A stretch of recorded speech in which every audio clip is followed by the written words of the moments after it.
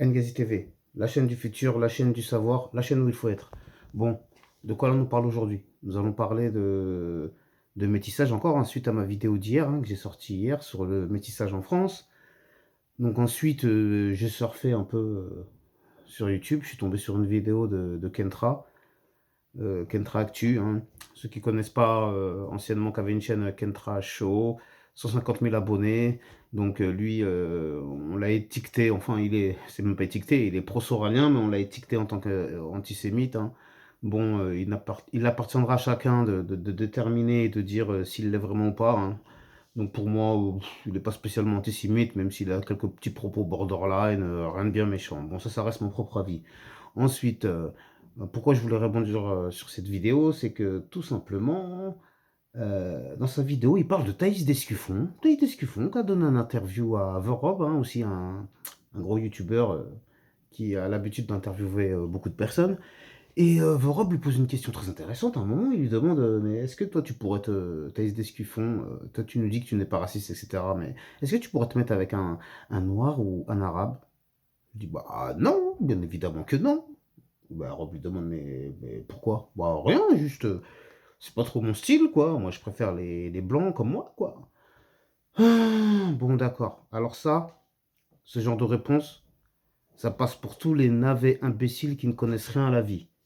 Parce que si vous êtes un minimum intelligent, vous allez comprendre et vous allez lire entre les lignes. Et vous allez vous dire certaines choses, comme quoi vous allez pouvoir vous dire et constater que déjà, s'il lui aurait dit, parce que moi c'est ça qui me dérange et qui me gêne, et c'est dommage, j'aurais bien aimé qu'il dise, et un juif, est-ce que tu te pourrais te marier avec un juif? Moi j'aurais bien aimé avoir sa réponse, pour savoir, et pour voir la réaction et la réponse qu'elle aurait pu donner.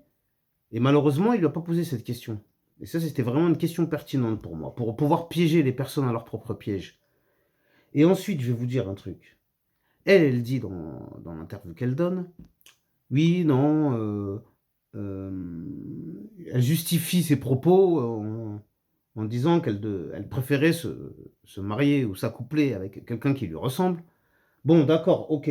Mais en fait, tout ce qu'elle fait, elle, c'est entretenir son fonds de commerce. C'est-à-dire, elle, la plupart des gens qui la suivent, ce sont des simples, enfin des simples, ce sont des hommes un peu un peu rêveurs, quoi, qui sont là, qui l'adulent, qui espèrent que Thaïs Descuffon va répondre à un de mes messages ou va me faire un signe. Mais j'hallucine, moi, sur ce type de. Et ça, c'est ça l'avenir de la France, de l'extrême droite, etc. C'est ça votre virilité, c'est ça. Je sais pas, moi, c'est affligeant, ça, quoi, de constater. Oui, alors pourquoi je dis ça? Parce que elle a dit oui, je me mettrai qu'avec un blanc comme moi. Mais pas n'importe quel blanc. Arrêtez de rêver. Et tous ceux que vous êtes en train de la suivre comme des toutous avec votre langue qui bave. Daïs, mais vous rêvez. Jamais de la vie à se mettre avec vous. Pourquoi? Parce qu'en fait, c'est bien qu'on aborde ce sujet. Parce qu'en fait, Thaïs Descusson, ou Descuffon, pardon, elle est comme certaines femmes qui ont dit oui, mais non, victime de mariage forcé, etc. Mais Thaïs Descuffon, c'est pareil. Vous pensez qu'elle a le choix? Vous pensez qu'elle peut se marier avec n'importe qui? Vous pensez qu'elle peut ramener chez elle un noir, un arabe ou un blanc qui n'est pas de la haute société, de la haute bourgeoisie, de l'establishment, de la noblesse, de l'aristocratie ou tout ce que vous voulez d'autre? Alors vous, là, qui êtes là, enfin vous, les groupies de Thaïs Descuffon, là, qui sont derrière elle en espérant qu'elle daigne bien vouloir un jour leur faire un signe. Franchement, vous êtes pitoyable. Vous êtes pitoyable. Donc c'est pour ça que je tenais à clasher et à remettre, enfin clasher gentiment, hein, mais juste à recadrer les choses et à remettre les choses à leur place. Parce que figurez-vous que la Thaïs Descuffon, si elle avait le choix, si elle pouvait choisir avec qui se mettre, bien sûr qu'elle choisirait un noir, un arabe ou je ne sais quoi. Vous allez me dire, ouais, mais non, mais ta fabule, qu'est-ce que tu racontes, non, non. Oui, bah, dans la même vidéo justement de Kentra, il nous apporte des éléments sur un ancien compte de Thaïs, où elle était plus jeune, et où elle dit à un footballeur noir qu'elle l'aime. Donc, vous voyez ce que je veux dire? Les parents ont dû tomber dessus, la recadrer. Ma fille, t'as pas compris? Chez nous, on se mélange pas, hein. C'est comme Lady Diana. Voilà, aussi, je voulais parler de Lady Diana avec Dodi Al-Fayed. Bon, est-ce que la famille, la couronne royale d'Angleterre, déjà, aurait pu accepter ça que la génitrice de la descendance royale puisse aussi infanter avec un musulman, entre guillemets, parce que apparemment c'est ça qui gênait, qui a gêné, qui... Donc le fait qu'elle disparaisse a bien évidemment arrangé la couronne britannique, hein, sans bien sûr rentrer dans le complotisme, etc. Hein, attention, hein, on va pas commencer à se rajouter des dossiers, des problèmes. Mais c'était juste pour vous donner des exemples, pour dire que moi je peux comprendre que certaines personnes agissent de la sorte, mais juste assumez-le. Et ne faites pas, n'utilisez pas des subterfuges ou des techniques pour dire bah non mais moi j'ai rien contre les Noirs et les Arabes, hein, nanana. C'est juste que ouais, bien sûr, c'est juste que ton fonds de commerce, ce sont des bons petits blancs, la plupart trentenaires, quarantenaires je suppose, soit mariés mais malheureux dans leur vie, soit célibataires qui comprennent pas pourquoi. Moi, messieurs, tous ces gens-là, là, je les encouragerais à vivre une vraie vie plutôt que vivre à travers les réseaux sociaux, hein, et voilà.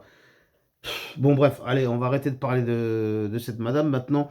Je voulais aussi parler du cas Papacito. Pourquoi? Parce que Papacito aussi, lui, étant zémourien, entre guillemets, ou en tout cas de droite, extrême droite, fachosphère, ce que vous voulez,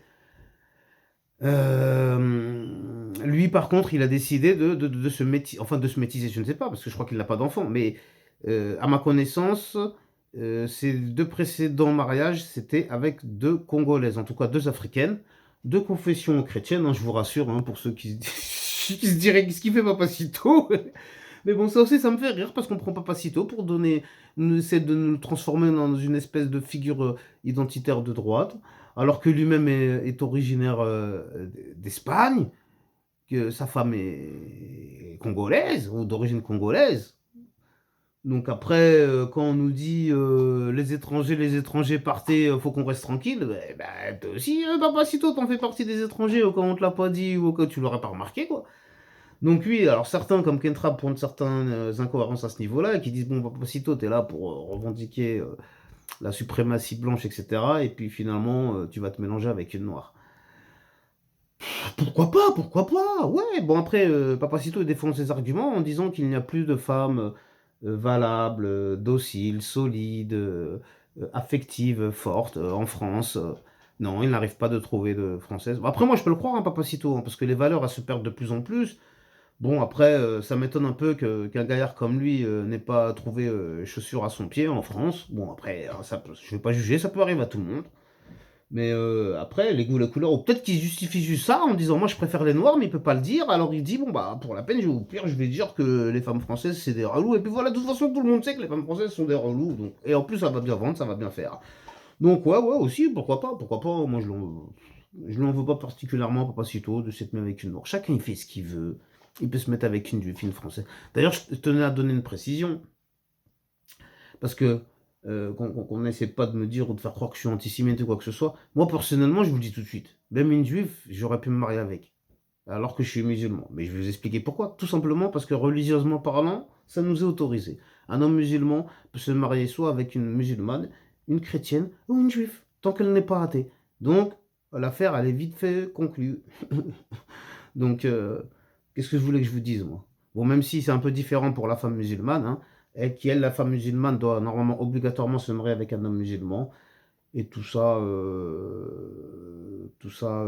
dans des buts de, comment dire, dans le but que ce soit la religion qui prime, que ce soit la religion du père, en fait, qui prime sur la descendance. En gros, entre guillemets, hein, on va dire ça comme ça. C'est un peu difficile à expliquer, mais c'est à peu près ça. Donc maintenant, concernant Ketra aussi, il y a quelque chose d'aussi d'important qu'il a dit. Oui, il a dit, voilà, merci, heureusement que je m'en suis rappelé. Il a dit, Kentra, que pour lui, le problème d'avoir un enfant métis, il a dit, Kentra, que lui, il ne voudrait pas, il ne pourrait pas se mettre avec une noire et avoir d'enfant avec une noire. Et il l'explique clairement. Donc lui, son explication m'a déjà plus la route à Kentra. Il dit que le problème, c'est lorsque vous avez un enfant métis, l'enfant métis se dirige automatiquement vers son parent noir, ou la plupart du temps. Bon, ça, après, je peux l'expliquer, c'est tout à fait normal. C'est-à-dire, un enfant métis ne sera jamais renié par ses congénères noirs. Je sais pas si on peut dire ça, ses congénères, mais bon. Et alors que, dans le même cas, un enfant métis, dans la plupart des cas, on lui fera toujours comprendre qu'il ne fait pas partie des blancs. Donc automatiquement, le métis, qu'est-ce qu'il va choisir? Il va choisir le camp où il n'est pas rejeté, qu'il le veuille ou non. Car nous, les Noirs, nous n'avons jamais, ou la plupart du temps, nous ne renions pas ou nous ne repoussons pas les métis. Nous nous accueillons comme nos enfants, comme nos frères. Et comme je dis souvent, je peux en parler tranquillement, moi j'ai 6 enfants métis, donc il n'y a pas de problème avec ça. Mais le problème, avec d'autres races, il n'y a pas que les blancs, hein, peut-être chez les arabes aussi pareil, etc., les chinois ou américains, etc., mais quoi qu'il arrive.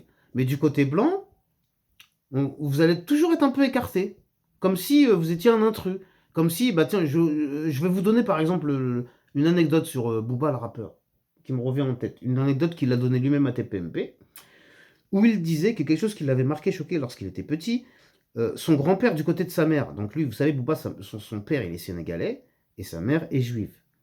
Et donc son grand-père du côté de sa mère, hein, son grand-père maternel, comme on dit, euh, il était accueilli chez son grand-père, parce que sa mère travaillait, bon bref, c'est le grand-père qui s'en occupait.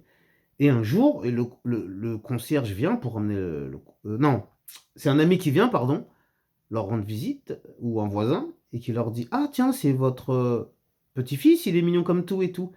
Et lui qui répond: Non, non, non, c'est les enfants du concierge que je garde.» Bon voilà, en fait, pour dire qu'il avait honte d'avoir une descendance noire, et donc, bah, il a fait semblant que c'était pas ses petits-enfants, et que c'était les petits-enfants du concierge, et donc, non mais vous voyez à quoi on en est réduit. Et après, on va s'étonner, par exemple, que si Booba, il se sent plus noir que blanc, alors qu'en voyant que du côté blanc, ce qu'il a dû subir, même à l'école, les colibés, je crois qu'on était à l'école, il était dans une ville assez tranquille, c'était un des seuls noirs de sa classe, je pense, il n'y en avait pas des tonnes. Donc, je vous garantis que subir ça au quotidien tout au long de sa vie, c'est pas évident, hein. Même si nous, on est là, on prend sur nous, moi, comme vous voyez dans mes vidéos, je suis pas là à venir pleurer, me lamenter tous les jours. C'est horrible ce qu'on subit. Oui, oui, on le subit, mais c'est pas grave. Ce qui nous tue pas nous rend plus fort.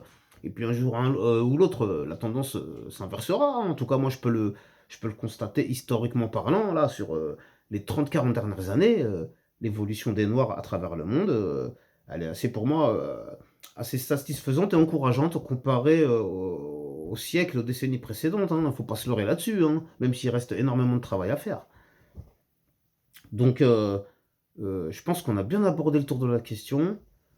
Franchement, si je refais une vidéo à ce sujet, ce sera au sujet de la femme noire, justement, et du métissage en France. Donc j'espère que cette vidéo, un peu expertise, analyse, vous aura plu. N'hésitez pas à me donner votre avis en commentaire. Encore une fois et comme toujours, prenez bien soin de vous et de vos proches, que Dieu veille sur vous. Amen, amin, shalom, pas de jaloux, à bientôt. Restez tous authentiques, c'était un plaisir. Et si vous êtes restés jusque la fin, bien évidemment, n'oubliez pas de vous abonner et d'activer la cloche. Allez, à bientôt. Merci de m'avoir suivi. Ngazi TV. La chaîne du savoir, n'oubliez pas.